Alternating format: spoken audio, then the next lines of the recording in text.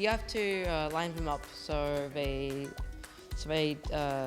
just so it doesn't miss the previous block, right? And it'll get smaller and smaller depending on how accurate you are.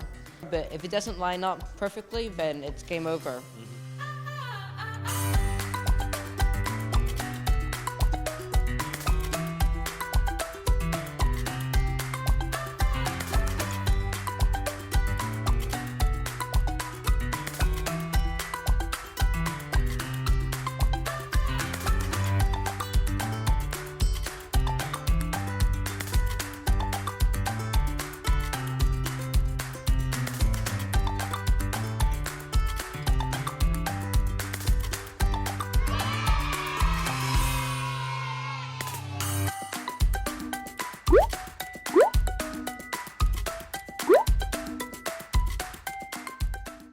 A very welcome to Kumparan office in Jakarta. Thanks for making the time to come over here. Can I have a chat with us? Yeah, thank you for inviting me. It's great to be here. Yeah. So yeah, I mean, we just like to know a couple of things. We're all from the tech side of Yeah. the team. Okay. And essentially, what made you kind of got into programming at first? Well, I was just interested in technology, so I wanted to know more about how devices worked, and then my dad told me that there's this thing called coding, and it's used to control devices, and that's how they work.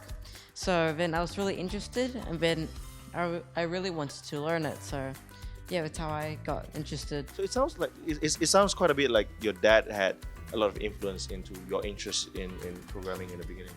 Well, he introduced me to coding, and then we did learn together. But my dad, had work, so I continued along, and then by myself. And well, actually, we just learned from online tutorials, and even I learned from an online Stanford University course for app development. So, which I think I finished in like a few months. So. And you were 9 at the time, or you were. I was actually 8 when I learned how to make apps, but I started learning programming when I was 6. Okay. So originally I started with websites, and then after that I moved to app development because I was interested in this new programming language that Apple released. It's called Swift. Have you heard of it? So you actually have a YouTube channel where you teach people to code. Yeah. So can you tell us a little bit behind, like, what's the objective behind you starting that channel, and how's it going so far? Well, it's been going well. So I started my YouTube channel when I was 9 years old, and that was because, well, I had already learned programming, and I found out like it's kind of hard to get started, and sometimes kids would just give up if when they learn programming. So I wanted to help them out, and so that's why I started my own YouTube channel called Anyone Can Code. So I'm basically teaching kids and even adults how to code and make apps. So currently I have over 10,000 subscribers who are learning from me. So yeah, it's really exciting. It's been going quite well. Would you have any general tips for any kids or even adults who want to start coding? Yeah. Well, first, just don't give up. Because with coding, it's really it's fun, but you'll always run into occasional problems or bugs in your code. So just don't give up, and just try to fix a problem, and just keep persevering, and eventually you'll fix it. So yeah. Okay, so you've done a bunch of apps, I'd say, on the Apple platform. What's the one you're most proud of? The one I'm most proud of would be Let's Stack AR. The reason why is that it's won awards. It's won Game of the Day on the App Store, and also it's my first augmented reality game. You've heard of augmented reality? Yeah, so it's this technology where, yeah, so I mean, it was really interesting, AR, and so yeah, I just wanted to use it, and yeah, that's why I used AR, and now it's one, yeah, game of the day, and yeah, that's why I'm just really proud of it. So speaking of Yeah. Apple, you had a chance apparently to meet Tim Cook back in 2017. Yes. Could you so, tell us a little bit what was that like, and Yeah. how is he as a person, and did you learn anything from that Yeah, encounter?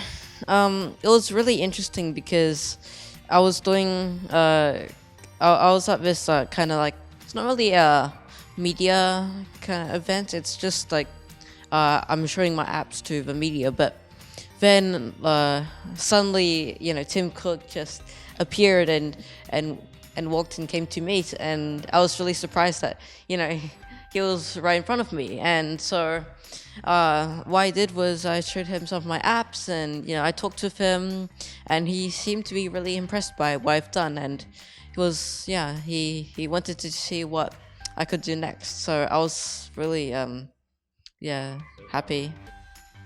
You have somebody that you kind of look up to, and sort of you model yourself after that person. Yeah, there's a few people. Like for example,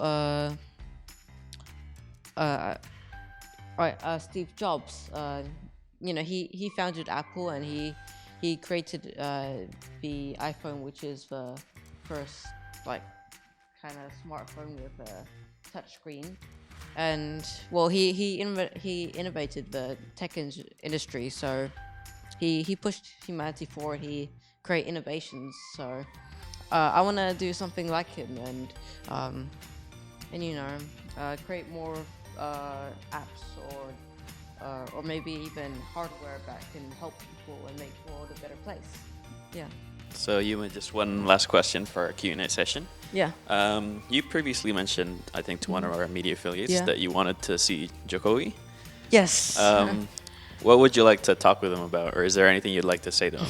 Well, I mean, I would probably, discuss with him about STEM and education with STEM, and also, I mean, he's a pretty cool person, so I'd probably, talk with him like a general chat, but also,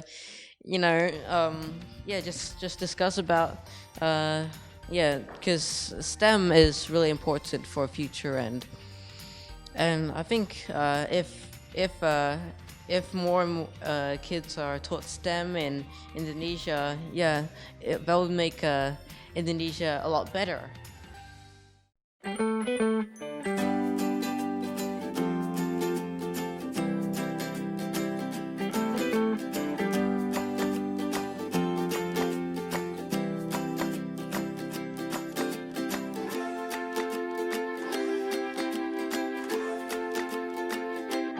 Okay, so let's start off with Let's Stack AR. So this is my favorite app. So it's a award-winning game, which won Game of the Day in the App Store. And basically, what you have to do is help this duck stack blocks on top of each other, and then try to make the tallest tower. So because it's in AR, you can actually look around and check it out. But anyways, so you just tap to place the blocks, and you have to line them up so they just so it doesn't miss the previous block, right? And it will get smaller and smaller depending on how accurate you are, since it just slices off. And there's some special blocks like this little danger block. And so for this one you have to actually line it up. So if it lines up, then you're good to go. But if it doesn't line up perfectly, then it's game over.